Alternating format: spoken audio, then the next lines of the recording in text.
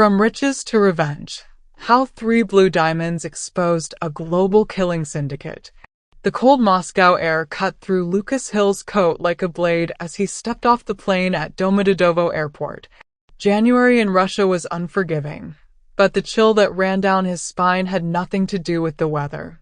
He gripped his briefcase tighter, feeling the weight of the documents inside. Certificates of authenticity for 3 rare blue diamonds, each one flawless, each one worth nearly $1 million. Lucas had been a gemstone broker for 15 years, working the smaller markets in Chicago, dealing with collectors who paid in cash and asked no questions. But this was different. This was the deal that would change everything. $2.3 million for 3 stones that had cost him and his partner Brad Anderson $800,000 to acquire from a controversial mine in South Africa. His phone buzzed against his chest. A text from Brad. All set on my end. Victor loves the photos. Meeting went perfect. See you at the hotel in 2 hours. We're about to be rich men, my friend. Lucas smiled, but the expression felt forced. Something about this trip had been bothering him since they'd booked the flights. Brad had been more nervous than usual, spending weeks researching their Russian buyer, Viktor Petrov. He'd checked references, asked questions that went far beyond normal business caution, and even hired a private investigator to verify Victor's background. Sometimes the best deals are the ones that scare you a little, Lucas had told Brad before the trip. Now, standing in the arrivals hall of Moscow's busiest airport, watching fur-coated oligarchs and their bodyguards move through the crowd like sharks, he wondered if he'd been wrong. The taxi driver was a weathered man with gold teeth and suspicious eyes that kept glancing at Lucas in the rearview mirror. His English was broken but serviceable. First time in Moscow, American? Yes. Dangerous city for foreigners with money. Many businessmen come here, make big deals, then disappear like smoke. You be very careful. Lucas shifted uncomfortably. What do you mean disappear? The driver shrugged, navigating through traffic that seemed to follow no discernible rules. Just stories. Maybe true, maybe not. But police here, they say these men leave country on their own. No foul play, they say. But families, they know better. Have you heard of many cases? 5, maybe 6 in past year. All foreigners, all carrying valuable things. Art dealers, jewelry merchants, collectors. They come to Moscow, meet with buyers, then. He made a throat-cutting gesture with his free hand while steering with the other. Lucas felt a chill that had nothing to do with the Moscow winter. The police don't investigate. Police here work for highest bidder. Foreign businessman disappears. They file report and forget. Not their problem. The Hotel Metropol stood like a gilded fortress in the heart of Moscow, its belle-epoque facade glowing golden in the late afternoon light. The building had survived the revolution, Stalin's purges, and the collapse of the Soviet Union. It looked like the kind of place where secrets went to die and money changed hands in shadowy corners. Lucas paid the driver and walked through the revolving doors into the marble lobby. Crystal chandeliers hung from the ceiling like frozen fireworks, and oil paintings of long-dead Russian nobles watched from gilded frames. The place reeked of old money and older secrets. At the front desk, a woman with severe cheekbones and perfect English checked her computer with the mechanical efficiency of someone who'd seen too much to be surprised by anything. Good evening, Mr. Hill. Welcome to the Metropol. Her name tag read Natasha Volkov. Thank you. I believe my colleague checked in 3 days ago, Brad Anderson. American, about my height, brown hair. Natasha's fingers danced across the keyboard, then stopped. A frown creased her forehead. I'm sorry, Mr. Hill. Your colleague never checked in. His reservation is still active, but the room remains empty. Lucas felt his stomach drop like a stone. That's impossible. He's been texting me for 3 days, telling me about meetings about the city. He specifically said he was staying here. Perhaps he's staying elsewhere? Moscow has many fine hotels. No, we booked these rooms together. He wouldn't change hotels without telling me. Can you check again? Natasha's expression softened slightly as she saw the genuine worry in his eyes. I've checked twice, Mr. Hill. But now that I think about it, I do remember something strange. 3 days ago, a man matching your friend's description was in our lobby. He was having what appeared to be an intense conversation with another man. Very tall, very pale, wearing a dark coat.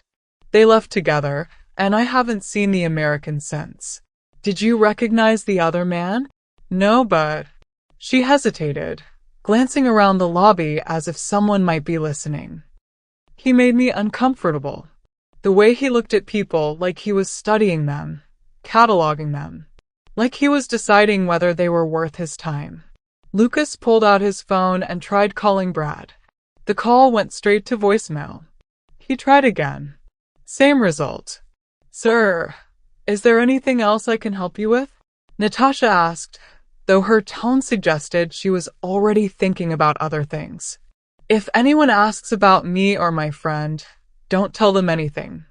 And if you see that man in the dark coat again, please call the police immediately. Natasha nodded, her expression serious. Be careful, Mr. Hill. Moscow can be very dangerous for those who don't understand its rules. Lucas checked into his room on the 7th floor, but he couldn't shake the feeling that something was terribly wrong. The room was luxurious. Thick Persian carpets, heavy velvet drapes, a view of red squares, onion domes in the distance. But it felt like a prison cell. Brad was careful, methodical, sometimes paranoid about security. He carried 2 phones, changed his passwords weekly, and never ever ignored calls from Lucas. The fact that his phone was going straight to voicemail meant one of 2 things. Either the battery was dead or something had happened to him. Lucas tried to eat the room service dinner he'd ordered, but the food tasted like cardboard. He tried to watch Russian television, but the Cyrillic subtitles made his eyes water. He tried to think about anything other than his missing friend, but his mind kept returning to the taxi driver's words. Many businessmen come here, make big deals, then disappear like smoke.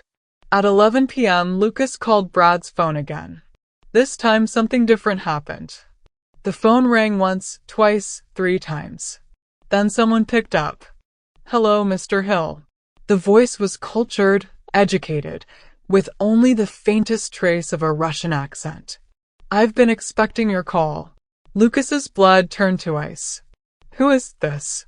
Where's Brad? Your friend is safe. For now. But his continued well-being depends entirely on your cooperation. What do you want? I think you know what I want. 3 beautiful blue diamonds, worth approximately $2.3 million. Rare stones from the Cullinan mine, if I'm not mistaken. Exquisite color, perfect clarity. I assume you have them with you. Lucas felt dizzy. I don't know what you're talking about. Please, Mr. Hill. Don't insult my intelligence. I know everything about your business arrangement with Mr. Petrov.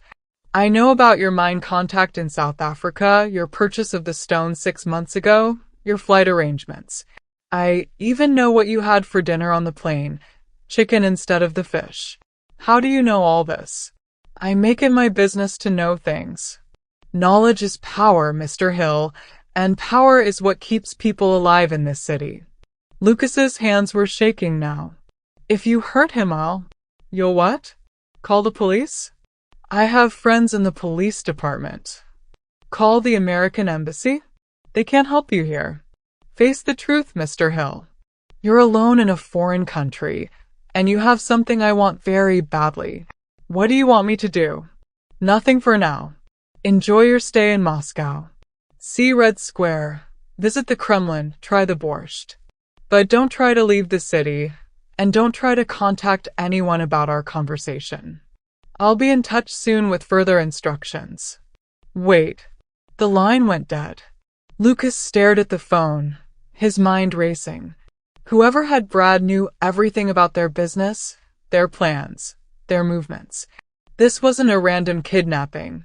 It was a carefully planned operation by someone with resources, connections, and detailed inside information. He opened his laptop and began researching, typing "missing foreigners Moscow" into the search engine. What he found made his blood run cold. Lucas spent the night reading everything he could find about missing foreigners in Moscow. The official reports painted a picture of careless businessmen who'd fallen victim to ordinary crime or simply left the country without telling anyone.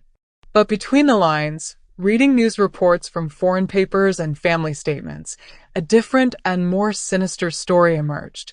In the past 8 months, 7 foreign dealers had vanished from Moscow. All had been carrying valuable items: art, jewelry, rare coins, antiques. All had been staying at high-end hotels in the city center. All had been meeting with legitimate Russian buyers before they disappeared. And all had simply vanished without a trace, leaving behind hotel rooms full of personal belongings and business associates wondering what had happened. The pattern was clear to anyone who looked for it, but the Moscow police insisted there was no connection. Each case was treated as an isolated incident, filed away and forgotten as quickly as possible. Lucas found one case that was different. A German art dealer named Klaus Weber had survived an attack 6 months ago.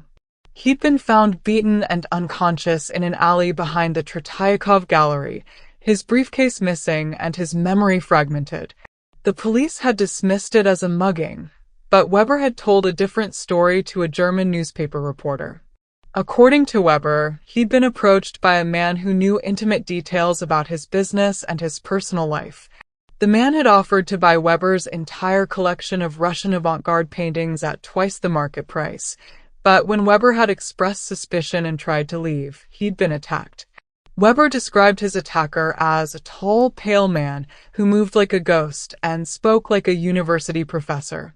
He told the reporter that the man hadn't seemed interested in money. He'd been obsessed with the paintings themselves, talking about their beauty, their historical significance, their need to be properly preserved. Lucas picked up his phone and called the German newspaper that had published Weber's story.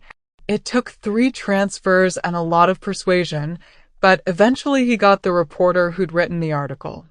Klaus Weber, yes, the reporter said in heavily accented English. Fascinating case.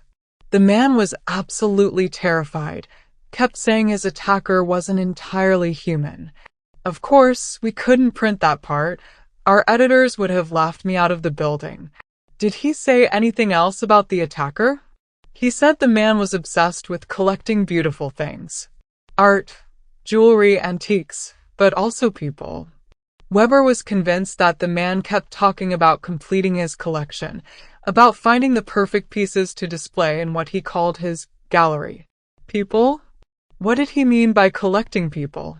Weber wouldn't elaborate, but he was convinced that the other missing dealers weren't just robbed.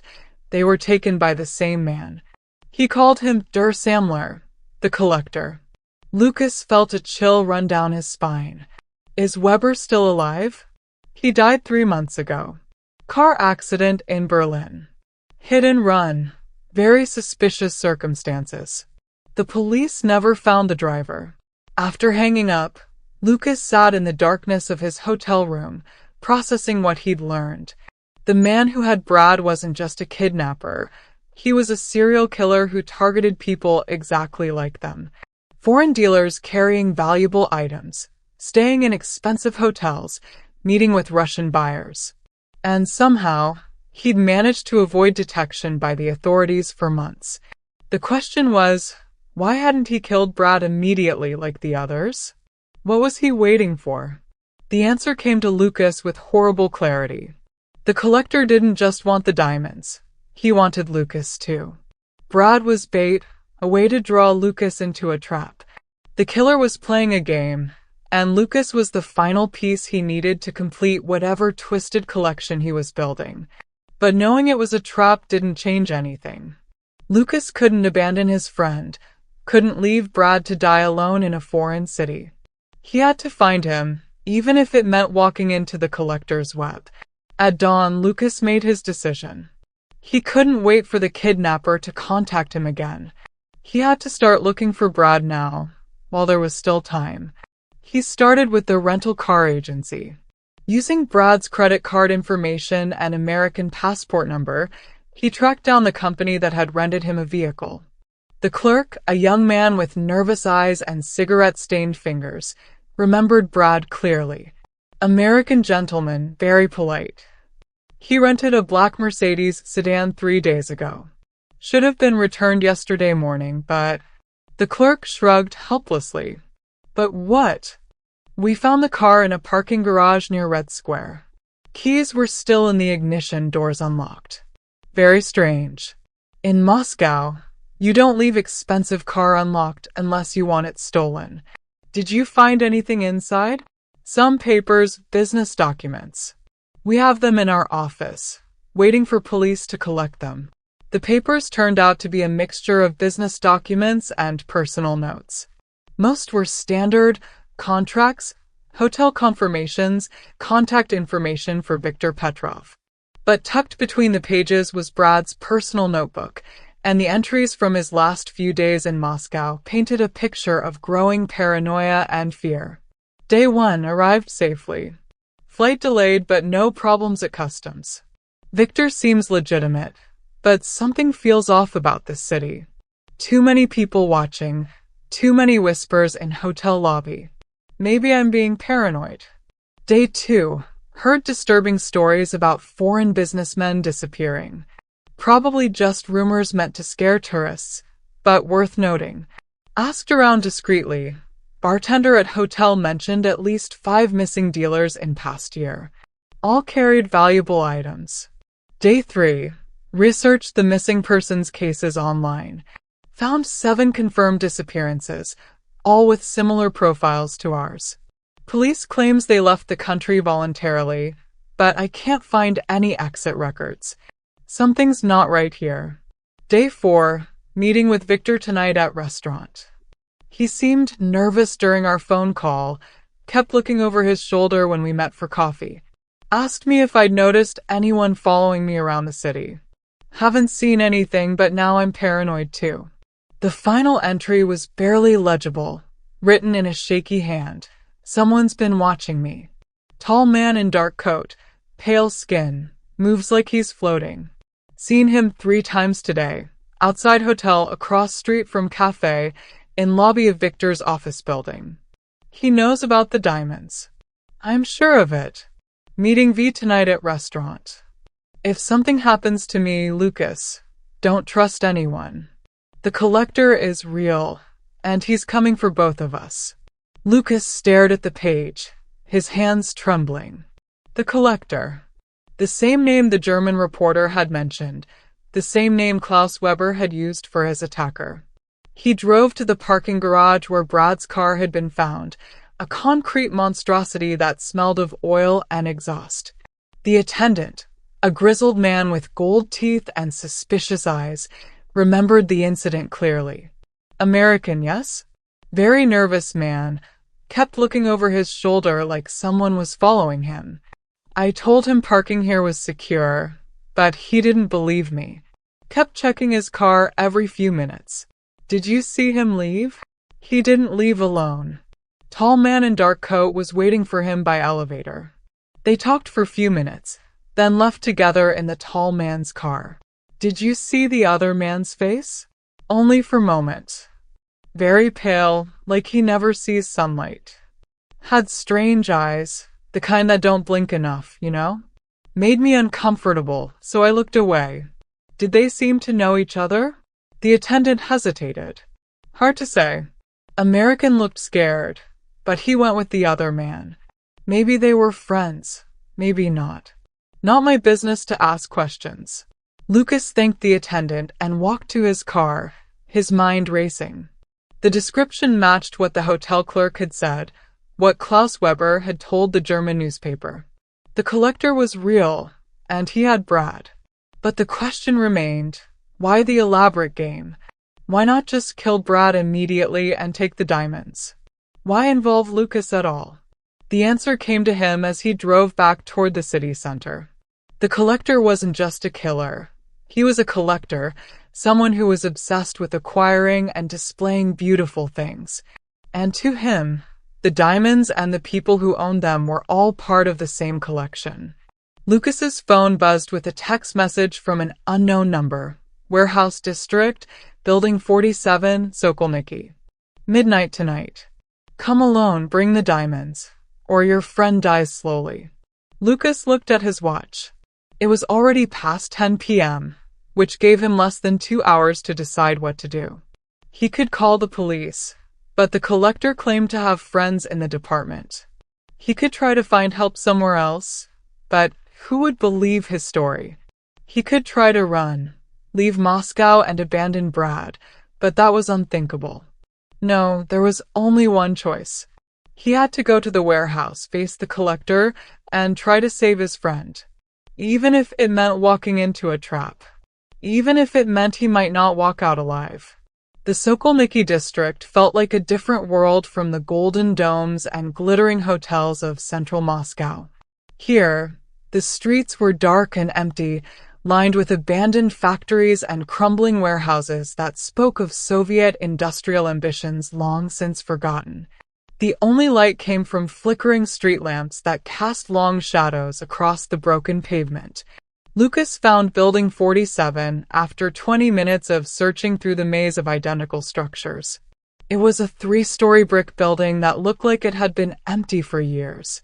The windows were boarded up with weathered plywood, and graffiti covered the walls in languages he couldn't read. But there were fresh tire tracks in the mud outside, and a faint glow coming from somewhere inside the building. Lucas parked his rental car across the street and checked his watch. 5 minutes to midnight. He looked at the briefcase on the passenger seat, containing the certificates of authenticity for the 3 blue diamonds. The stones themselves were locked in the hotel safe, but the collector didn't need to know that yet. He circled the building, looking for another entrance or some sign of what he was walking into. The front door was chained shut with a heavy padlock, but on the north side, he found a window where the boards had been pried loose. The opening was barely wide enough for a person to squeeze through, but it was his only option. Lucas took a deep breath and climbed through the window, dropping down into the darkness inside. The smell hit him first, a mixture of decay, industrial chemicals, and something else. Something organic and sweet that made his stomach turn. He pulled out his phone and used its flashlight to illuminate his surroundings. What he saw made his blood freeze in his veins. The warehouse had been converted into something that belonged in a nightmare. The main floor was arranged like a museum, with glass display cases positioned throughout the space in careful rows. Each case contained jewelry, artwork, or other valuables, lit by small spotlights that created pools of light in the darkness. But it was what stood beside each display case that made Lucas's knees weak. Bodies. Human bodies, perfectly preserved and positioned like mannequins in a department store window. Men and women from various countries, all well-dressed, all arranged with meticulous care. Their skin had a waxy, artificial quality, and their eyes stared at nothing with the glassy fixity of death. Lucas counted 12 bodies, each one positioned next to a display case containing what he assumed were their stolen possessions. The preservation was so perfect that some of the victims looked like they were merely sleeping, waiting to wake up and continue their interrupted lives. At the center of the macabre display, in an ornate chair that looked like it had been stolen from a palace, sat a familiar figure. Brad. Lucas ran toward his friend, but even before he reached the chair, he knew it was too late. Brad was dead, his body positioned like all the others, his hands folded in his lap with unnatural precision. His face was peaceful, almost serene, but his eyes held the glassy stare of death. No, no, no, Lucas whispered, reaching out to touch his friend's shoulder. The skin was cold and hard, like marble. Clutched in Brad's right hand was a piece of paper, folded small and tight. With trembling fingers, Lucas unfolded it and read the message written in Brad's familiar handwriting. Lucas, if you're reading this, then I'm dead and you're walking into a trap. He's been watching you since you arrived in Moscow. He knows your hotel, your schedule, your habits. The man who did this calls himself the Collector. He's been taking dealers like us for months, maybe years. He doesn't just want our treasures. He wants us. We're part of his collection now, displayed like artifacts in his private museum. The basement has his records, his files, photos of all his victims. Take them to the police, but be careful, he has friends in the department. Trust only Captain Volkov at the Federal Police and Detective Petrov, Victor's cousin. They're the only honest ones left. Get out of here now, he's coming back, and when he does, you'll join me in his gallery. Lucas looked around the warehouse with new eyes. This wasn't just a hiding place. It was the Collector's private museum, his gallery of death. Every victim told a story. Every treasure represented a life cut short for the sake of one man's twisted obsession. He found the basement stairs and descended into an even darker nightmare. The basement was the Collector's office, filled with filing cabinets, computer equipment, and walls covered with photographs and detailed charts. Lucas used his phone to photograph everything: victim profiles, murder methods, preservation techniques, locations of future targets. One file made his blood run cold. It was labeled Lucas Hill, Final Acquisition, and contained photographs of him taken over the past 2 days. Pictures of him at the airport, at the hotel, in the taxi, even inside his room. The file included his complete financial records, his travel itinerary, and detailed psychological notes about his personality and habits. At the bottom of the file was a handwritten note. Subject shows unusually strong emotional attachment to partner. Will likely attempt rescue when partner is taken. Recommend using partner as bait to complete acquisition. Preservation should be done simultaneously to maintain emotional bond in display. Lucas realized with growing horror that everything had been planned from the moment he'd stepped off the plane. The Collector had been watching him, studying him, preparing to add him to the collection. Brad's kidnapping had been just the first step in an elaborate trap.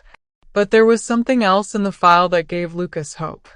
A detailed map of Moscow showing the locations where previous victims had been found, the routes the Collector used to transport bodies, and most importantly, a list of corrupt police officers who were being paid to look the other way.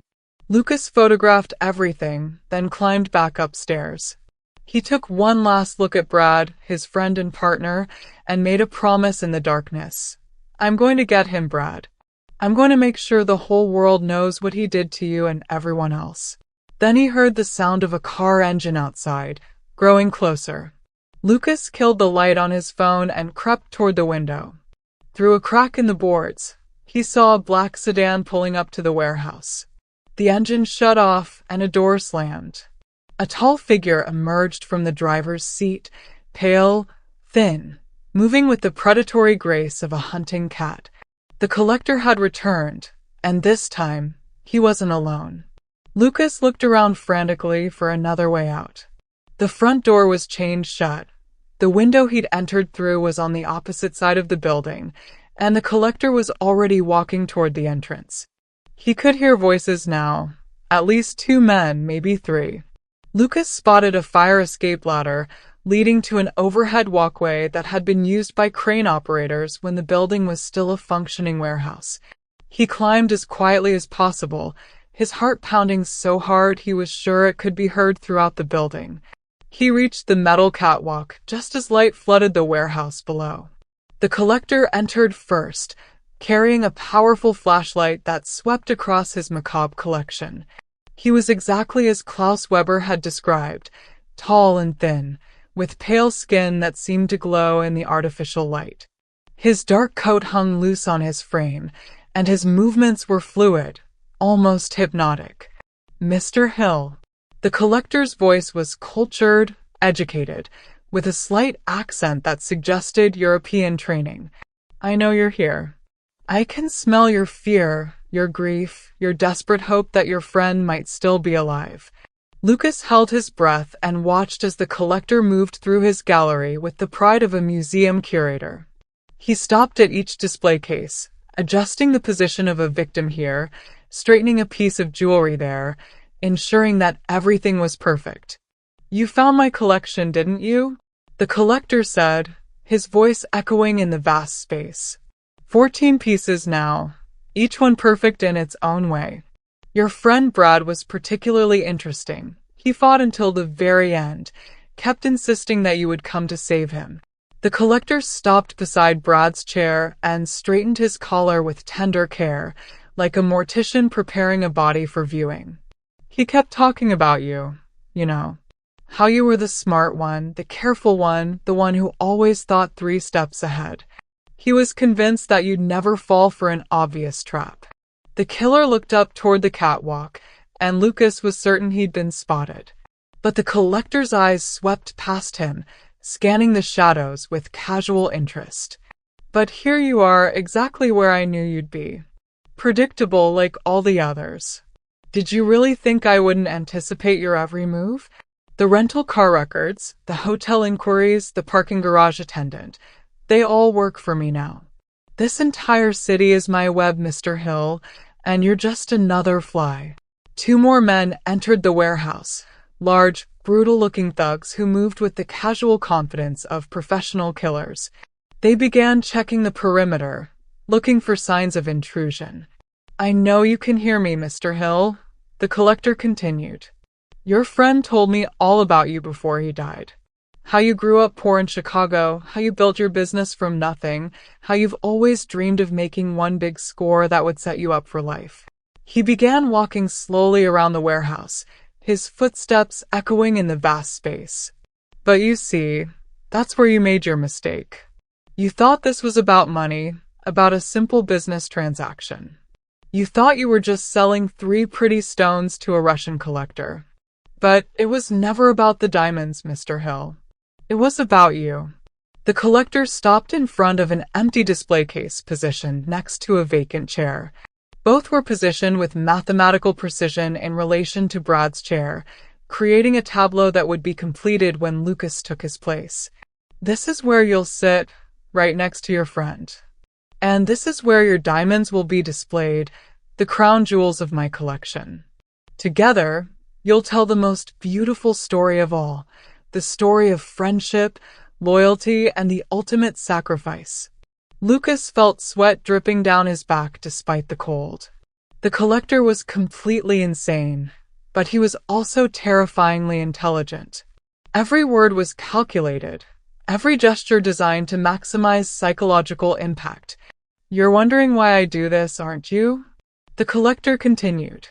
"Why I collect people instead of just taking their treasures and running. It's because objects without stories are meaningless. A diamond is just a piece of carbon until it's owned by someone who loves it, who values it, who's willing to die for it."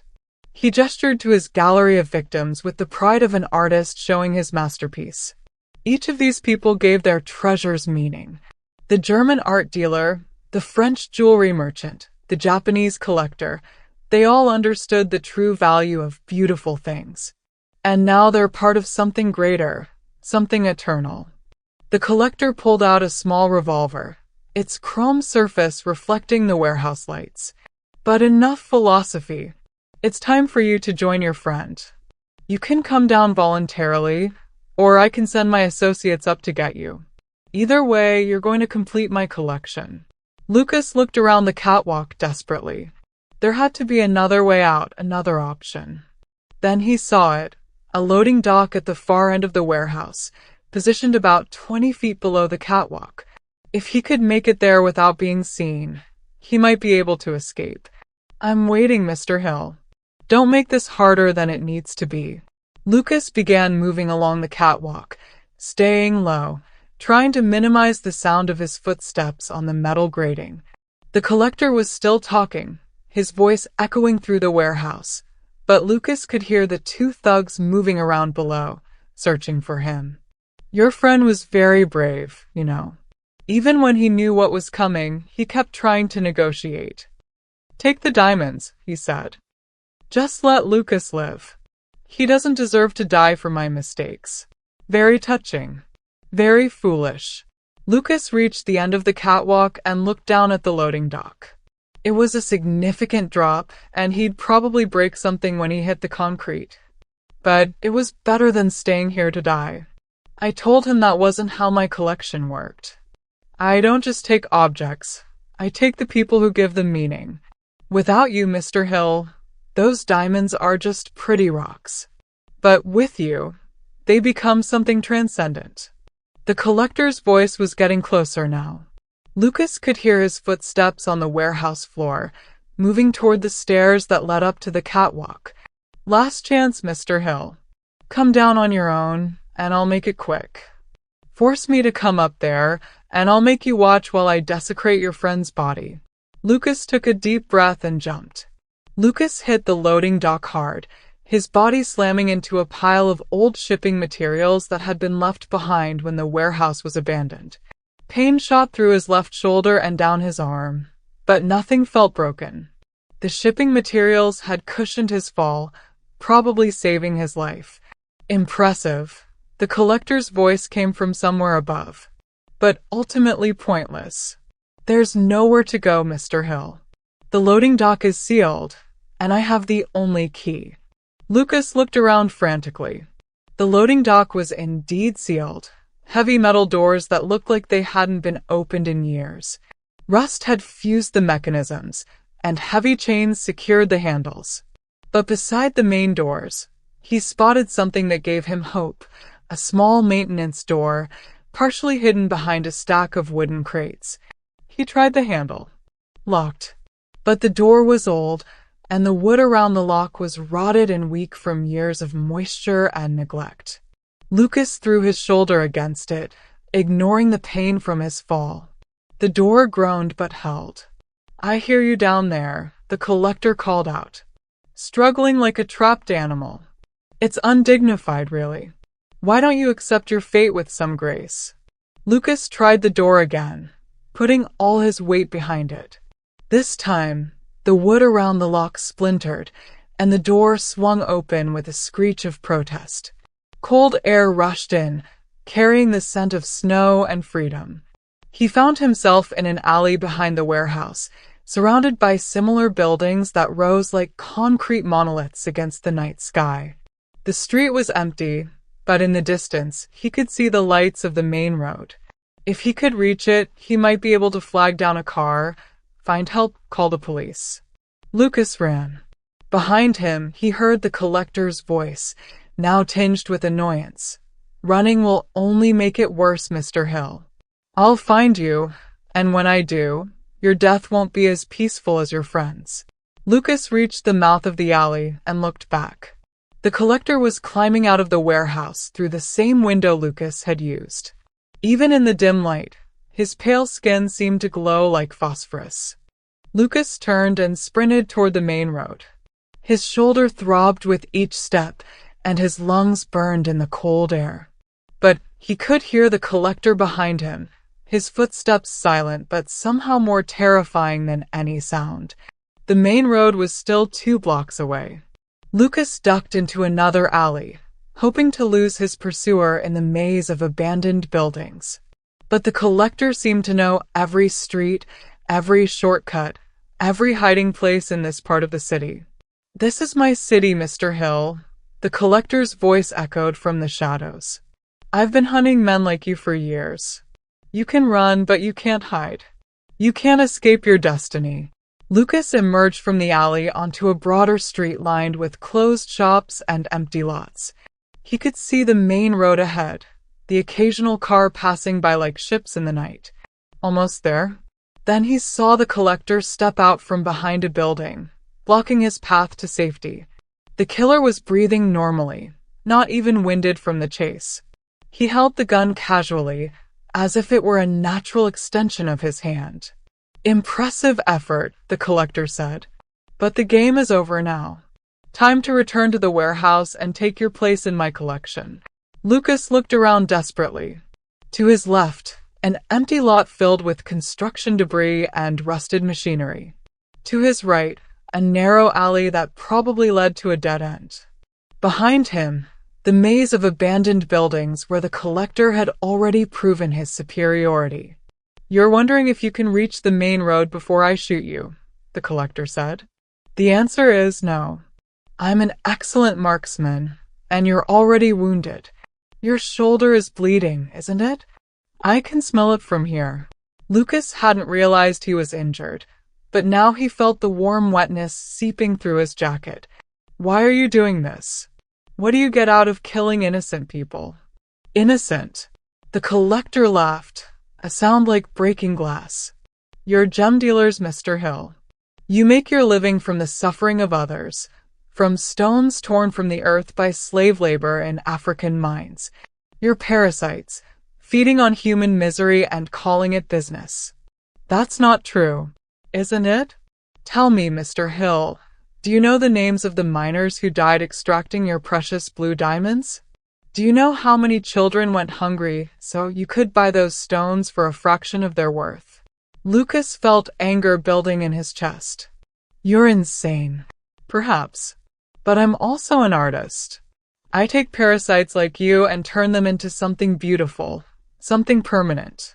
Your friend understood that eventually. He begged for his life, offered me everything he had, but in the end, he accepted his role in my collection. "You're lying." "Am I?" "He called your name right before he died." "Lucas," he said. "Lucas, help me." "But you weren't there, were you? You were safe in your hotel room while your best friend died screaming." Lucas charged. The collector sidestepped the attack with fluid grace and brought the gun down toward Lucas's skull. But Lucas spun at the last second, catching the collector's wrist with his good arm. The gun discharged into the air, the sound echoing off the empty buildings. They grappled in the dirt, rolling among the construction debris. The collector was stronger than he looked, his thin frame hiding surprising muscle and endurance. But Lucas was driven by rage and grief, fighting not just for his life but for his friend's memory. The collector managed to get on top, his pale hands closing around Lucas's throat. "You should have stayed in Chicago," he whispered. "Should have left the diamonds and run.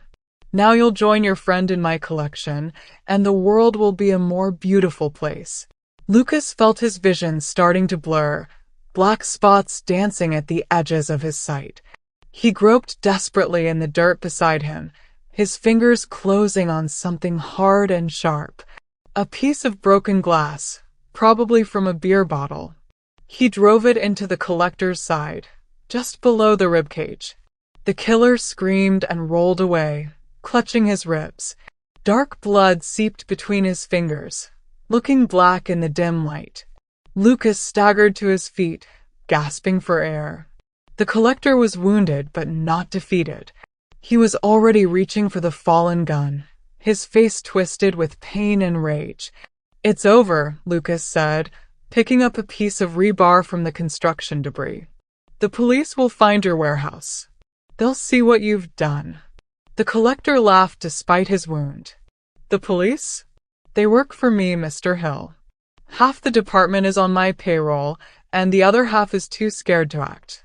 Captain Volkov, Detective Petrov, they're all corrupt. I own this city, its officials, its law enforcement. I am untouchable. Not anymore." Lucas brought the rebar down with all his strength, but the collector rolled aside at the last second. The metal struck the concrete with a shower of sparks. "You think killing me will change anything?" The collector gasped, still clutching his wounded side. "There are others like me, Mr. Hill. Others who understand the true value of beautiful things. My collection will outlive us both." The collector grabbed the gun and lunged forward, the barrel aimed at Lucas's heart. But before he could pull the trigger, a gunshot echoed through the alley. The collector stumbled backward, a red stain spreading across his chest. The gun fell from his fingers as he looked down at the wound in surprise. "Sorry I'm late," a voice said from behind Lucas. "Traffic was terrible." Lucas turned to see Viktor Petrov standing at the mouth of the alley, a smoking pistol in his hand. The Russian businessman looked grim but satisfied. "Viktor?" How did you? I've been tracking this bastard for months, Victor said, keeping the gun trained on the collector. When you didn't show up for our meeting, I knew something was wrong. I've been searching the warehouse district all night. The collector was on his knees now, blood pooling beneath him in the dirty alley. But his eyes were still alert, still dangerous. You're too late, he whispered. The collection is complete. 14 perfect pieces, preserved for eternity. 15, Victor corrected. You forgot to count yourself. The collector's eyes widened with understanding. You don't understand what you've done. I'm not part of the collection. I'm the curator, the one who gives it meaning. Without me, they're just corpses. You're a sick monster who murders innocent people, Lucas said. And now you're going to pay for what you did to Brad.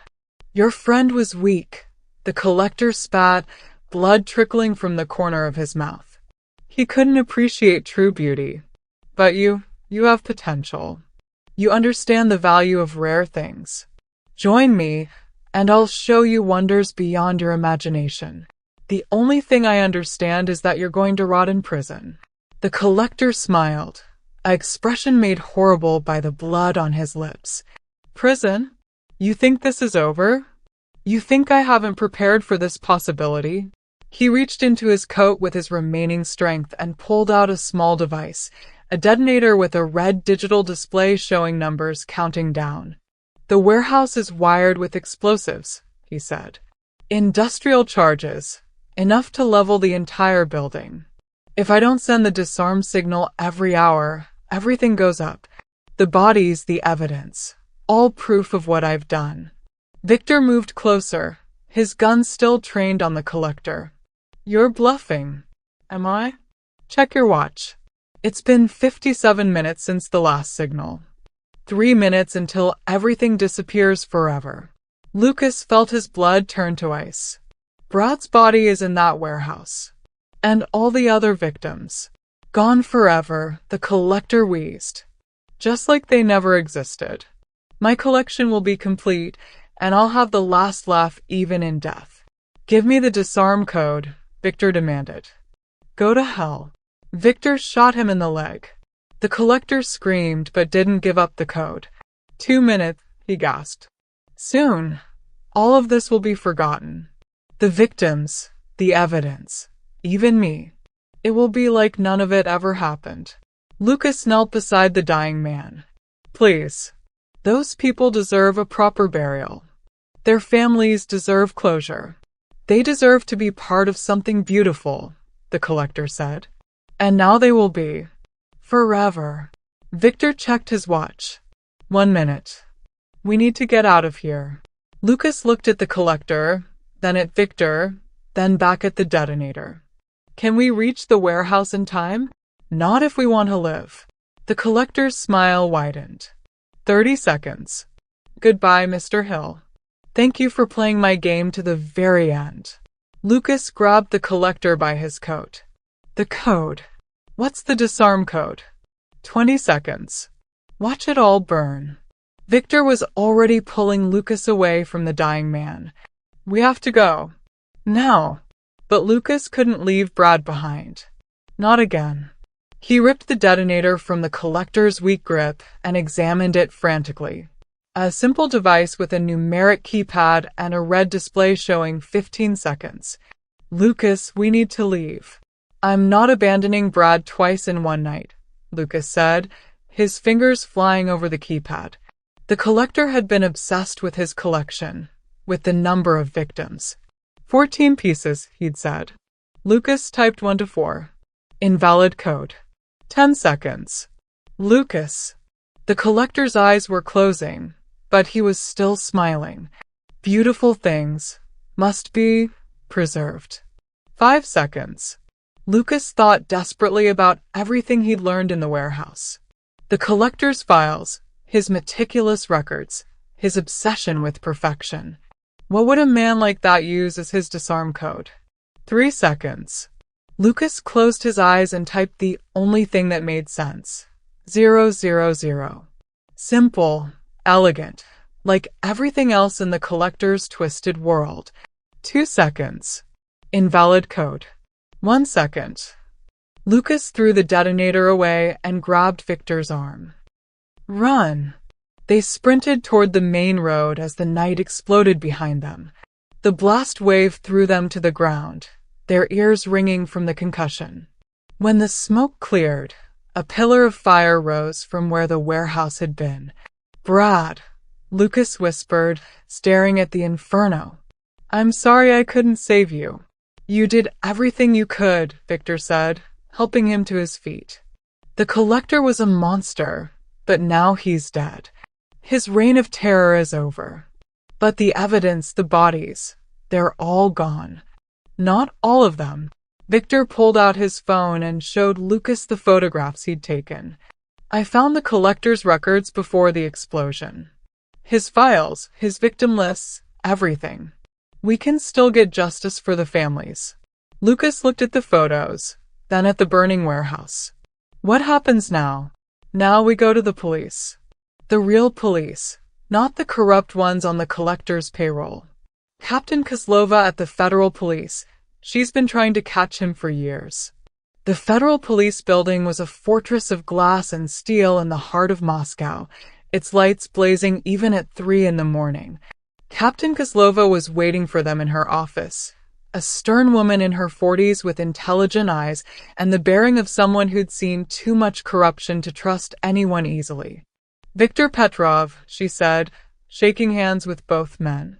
I've been expecting your call for months. And you must be Mr. Hill. I'm sorry for the loss of your friend. Lucas nodded, still numb from the night's events. Thank you. Tell me everything, Captain Kozlova said, settling behind her desk. From the beginning. Victor and Lucas took turns recounting the story, from Brad's disappearance to the warehouse explosion. Captain Kozlova listened without interruption, occasionally making notes on a legal pad. The collector, she said when they finished. We've been hunting him for 3 years. He's been like a ghost, always one step ahead of us, always protected by corrupt officials. Were you working alone? Lucas asked. No, there are others. Good cops, honest investigators. But we've been fighting an uphill battle against a system that protects monsters like him. Victor pulled out his phone and showed her the photographs from the collector's files. This should help. Names, dates, methods, financial records. Everything you need to clean house. Captain Kozlova scrolled through the images, her expression growing more amazed with each photo. This is incredible. With this evidence, we can arrest everyone in his network. Every corrupt cop, every dirty official, every person who helped him. What about the victims? Lucas asked. Their families deserve to know what happened. We'll contact them all. It won't bring back their loved ones, but at least they'll have answers. And justice. The investigation that followed was the biggest corruption scandal in Moscow's recent history. Using the collector's detailed records, the federal police arrested 43 people, including 7 police officers, 3 judges, and 2 city council members. The mayor was forced to resign, and the entire Moscow police department was restructured from top to bottom. Lucas spent a week in Moscow, helping with the investigation and giving statements to prosecutors. The process was exhausting, but it felt good to see justice finally being served. What will you do with the diamonds? Captain Kozlova asked him on his last day in the city. Lucas had almost forgotten about them. The 3 blue stones were still locked in his hotel safe, waiting for a transaction that would never happen. I don't want them, he said. They're cursed. They cost Brad his life. They're also worth over $2 million. That's not something you can just throw away. Watch me. But Captain Kozlova had a different idea. What if we auction them publicly? Use the money to create a fund for victims' families? It would be a way to turn something evil into something good. Lucas thought about it. The diamonds had brought nothing but death and sorrow, but maybe they could serve a better purpose. Brad would have liked that. He always said money was only as good as what you did with it. The auction was held at the Hermitage Museum in St. Petersburg, with international buyers participating by satellite link. The 3 blue diamonds sold for $2.4 million, with all proceeds going to the newly established Victims Assistance Fund. 6 months later, Lucas was back in Chicago, but he wasn't the same man who'd left for Moscow. The experience had changed him, shown him a darkness in his profession that he'd never imagined existed. He tried to resume his old routine, but buying and selling gemstones felt trivial after everything he'd been through. Every stone reminded him of Brad, of the collector's victims, of the blood that stained the international gem trade. His phone rang constantly, reporters wanting interviews, law enforcement agencies requesting consultation, former clients checking on his well-being. But the call that changed everything came from an unexpected source. "Mr. Hill? This is Detective Sarah Chen from the NYPD. I'm investigating 3 missing American art dealers, and I think we might have a similar situation to what you experienced in Moscow." Lucas felt a chill. What kind of situation? 3 men, all between 30 and 50, all specializing in high-value art and antiques. They disappeared over the past 4 months, all in similar circumstances. Meeting with potential buyers, last seen with unidentified men, no trace afterward. What do the local police think? That they skipped town with their clients' money. But I've been digging deeper, and I found some disturbing patterns that match what happened in Moscow. Lucas closed his eyes. There's another collector. That's what I'm afraid of. The question is, will you help us catch him? Lucas thought about Brad, about the promise he'd made in the warehouse. He thought about the 13 other victims whose families had finally received closure. He thought about the corrupt officials who were now facing justice. "I'll be on the next flight to New York," he said. Detective Chen met him at JFK Airport, a compact woman with intelligent eyes and the bearing of someone who didn't take no for an answer. "Thank you for coming," she said. "I know this can't be easy. It's not. But if there's another killer out there, we need to stop him." They spent the next week investigating, following the same patterns Lucas had learned in Moscow. The New York killer was more sophisticated, more careful, but the signs were there for anyone who knew how to look. "It's bigger than we thought," Detective Chin told him as they reviewed the evidence. "We're not dealing with isolated cases. There's a network, an international conspiracy of collectors who share information and support each other's operations." "How many cities?" "At least 12 that we know of. London, Paris, Tokyo, Los Angeles. Maybe more." Lucas felt overwhelmed. "How do we stop something like this?" "We start with what we have. The New York killer's communications, his financial records, his contacts. We trace every connection, follow every lead." The investigation revealed that the collector in Moscow had been part of a larger organization that had been operating for years. They called themselves the Curators, and they believed they were preserving beauty and culture by collecting valuable objects and the people who owned them. "They're not just serial killers," Detective Chin explained. "They're true believers, convinced that they're doing something noble and necessary. That makes them even more dangerous." The FBI took over the case, coordinating with international law enforcement to launch simultaneous raids in a dozen cities. The operation, codenamed Gallery, was the largest anti-trafficking effort in history. The results were spectacular. In London, they found a curator who'd been preserving victims in the basement of a prestigious auction house. In Paris, they discovered a network of corrupt art dealers who'd been supplying victims to a killer operating out of the Louvre storage facility. In Tokyo, they arrested a former museum curator who'd been using his position to identify and target wealthy collectors. "We got them," Detective Chin told Lucas after the final arrests were made. All of them. All of them. The main network, anyway. There might be isolated cases, copycats, but the organized conspiracy is finished. Lucas felt a sense of satisfaction mixed with exhaustion. The investigation had taken months, consumed his life, and left him with nightmares that might never fully fade. But justice had been served, and hundreds of victims had been avenged. Lucas returned to Chicago one final time, but he knew he couldn't stay.